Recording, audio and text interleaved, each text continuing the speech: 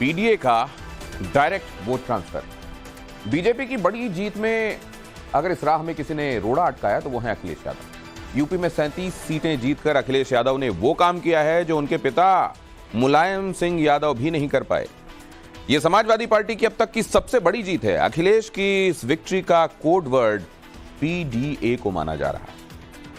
असल जिंदगी में इंजीनियरिंग की पढ़ाई करने वाले अखिलेश ने इस बार सोशल इंजीनियरिंग का ऐसा फॉर्मूला गढ़ा जिसने अब तक की सबसे बड़ी जीत उन्हें दिला दी। बिग एंड बोल्ड की यह दूसरी एक्सक्लूसिव रिपोर्ट।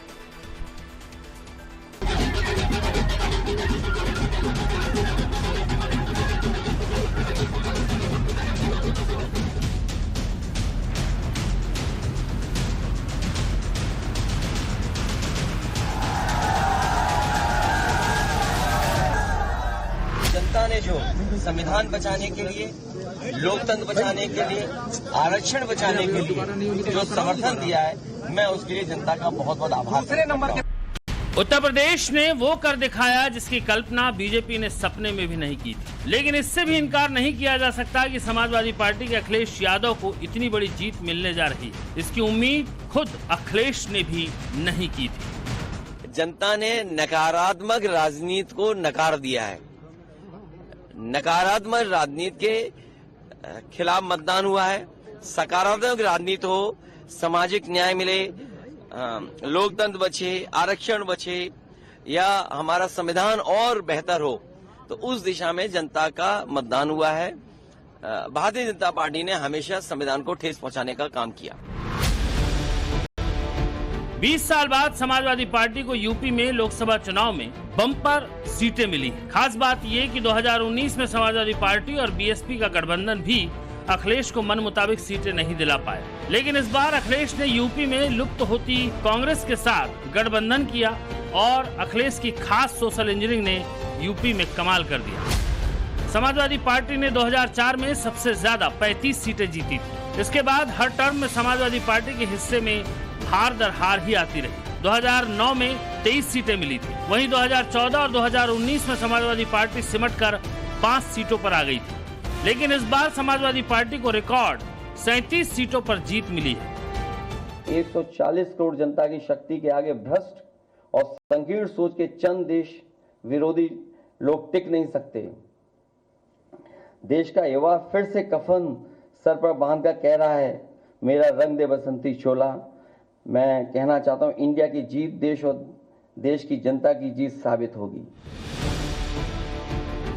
इस बार समाजवादी पार्टी के रिकॉर्ड 37 सीटों पर सिर्फ जीत ही ऐतिहासिक नहीं है। समाजवादी पार्टी के इतिहास में इस बार अखिलेश यादव ने सबसे कम यादव और मुस्लिम उम्मीदवारों को टिकट दिया, जिनको खास तवज्जो देने के आरोप उन पर लगते रहे थे। लेकिन इस बार अखिलेश ने अपने खास MY वोटर यानी मुस्लिम और यादव को समझा बुझाकर अपने साथ रखा और नए को जोड़ने का ताना बाना बुना। अखिलेश ने अपनी इस नई सोशल इंजीनियरिंग को नाम दिया पीडीए, जो 24 के चुनाव में चल निकला।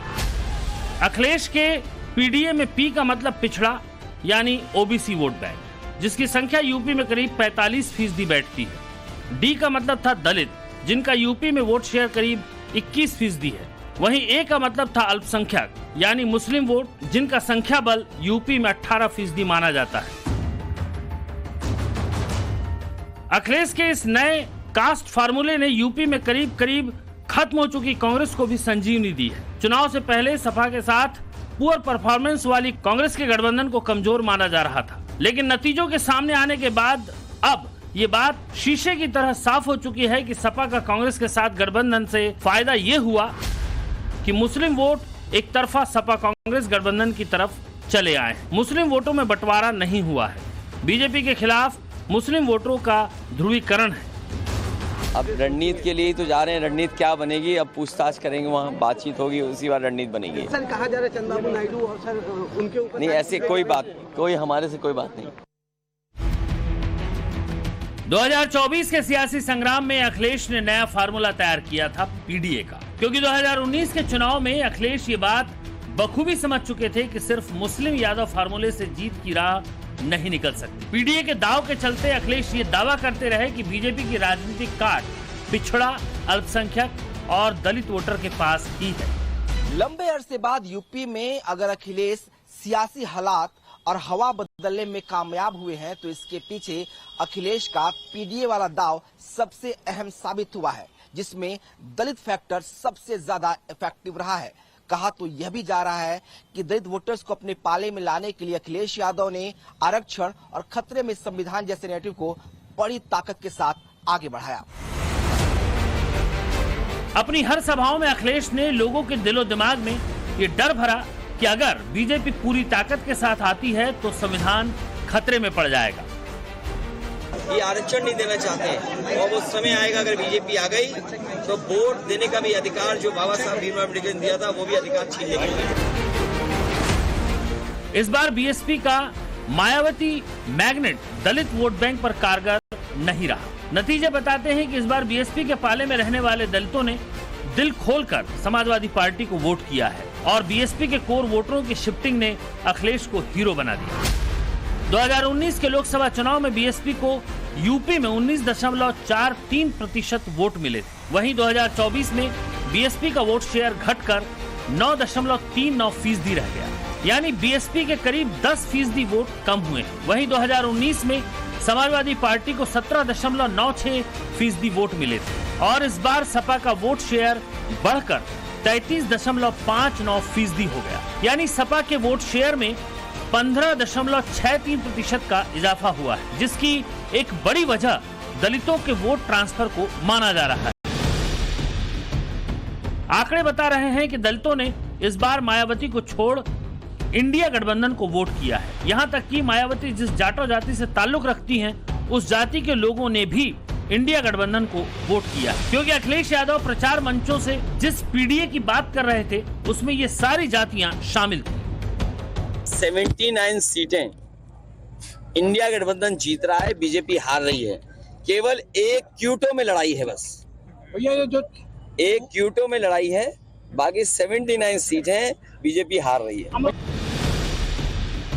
ऐसे में कहा जा सकता है कि पीडीए के नाम पर अखिलेश यादव का मुस्लिम, दलित और ओबीसी गठजोड़ बीजेपी पर भारी पड़ा है। अखिलेश के इसी पीडीए फार्मूले ने यूपी में बीजेपी को बड़ा झटका दिया है।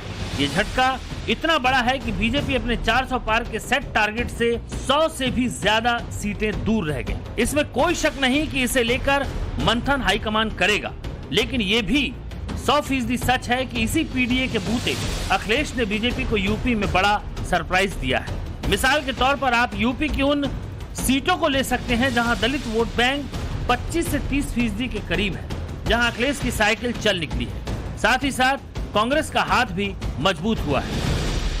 ये सीटें हैं कौशाम्बी, धौरहरा, जालौन जहां से सपा जीती है, सीतापुर जहां से कांग्रेस पार्टी जीती है, रायबरेली और अमेठी जहां से कांग्रेस को जीत मिली है। वहीं इटावा, लालगंज, आजमगढ़ और लखीमपुर खीरी से समाजवादी पार्टी को जीत मिली है। ये ऐसी सीटें हैं जहां दलित वोट 25 से 30% के करीब है। यूपी के नतीजों से साफ है कि सपा और कांग्रेस गठबंधन ने ओबीसी और दलित वोटों को बटोरा ही है, बल्कि मुस्लिम वोटों को भी बिखेरने से रोक दिया। और जब ये तीनों यानी ओबीसी, दलित और मुसलमानों ने मिलकर वोट किया तो अखिलेश के लिए करिश्मा हो गया। वहीं बीएसपी का दलित प्लस मुस्लिम वाला दांव इस बार फ्लॉप हो गया। यानी देखा जाए तो अखिलेश के सरप्राइज के लिए अहम फैक्टर रहा पीडीए फार्मूले की सोशल इंजीनियरिंग, जाति समीकरण के हिसाब से प्रत्याशियों का सिलेक्शन और कांग्रेस से गठबंधन। इसी पीडीए वाले दांव को चलाते हुए अखिलेश ने यादव और मुस्लिम प्रत्याशियों की संख्या कम कर गैर यादव ओबीसी जाति से आने वाले लोगों को प्रत्याशी बनाया और अखिलेश का ये दांव भी चल निकला। इस बार अखिलेश ने सबसे ज्यादा 17 सीटों पर दलित समाज के प्रत्याशियों को टिकट दिया। इसमें भी 6 टिकट जाटो समाज को दिए गए, जबकि अपने यादव समाज के लिए सिर्फ 5 सीटें रखी, वो भी बस अपने परिवार के लिए। इसके साथ ही मुस्लिम समाज को 4 टिकट दी। वहीं कुर्मी पटेल समाज को 10 सीटों पर टिकट मिली और कुशवाहा साक के समाज के 6 प्रतिनिधियों को अखिलेश ने टिकट दिया। 2019 में समाजवादी पार्टी बसपा और आरएलडी के साथ गठबंधन में थी। सपा ने उस वक्त 37 उम्मीदवार उतारे थे, जिनमें से 10 यादव जाति से थे। उसके पहले 2014 में अखिलेश यादव ने 78 सीटों पर उम्मीदवार दिए और उनमें से 12 सीटों पर यादवों पर दांव खेला। लेकिन इस बार अखिलेश यादव ने बदलाव करते हुए यादव जाति के नाम पर अपने परिवार वालों को ही वोट दिया और बाकी सीटों पर गैर जातियों पर दांव खेला। यानी इस बार अखिलेश यादव ने टिकट बंटवारे में गैर यादव जातियों का खास ख्याल रखा। वहीं सवर्णों को भी टिकट देकर उन्हें भी अपनी ओर खींचने का दांव चला, जो घोसी और प्रयागराज में कारगर साबित हुआ। लंबे अरसे बाद समाजवादी झंडे फिर लहरा गए हैं। ब्यूरो रिपोर्ट, टाइम्स नाउ, नव भारत।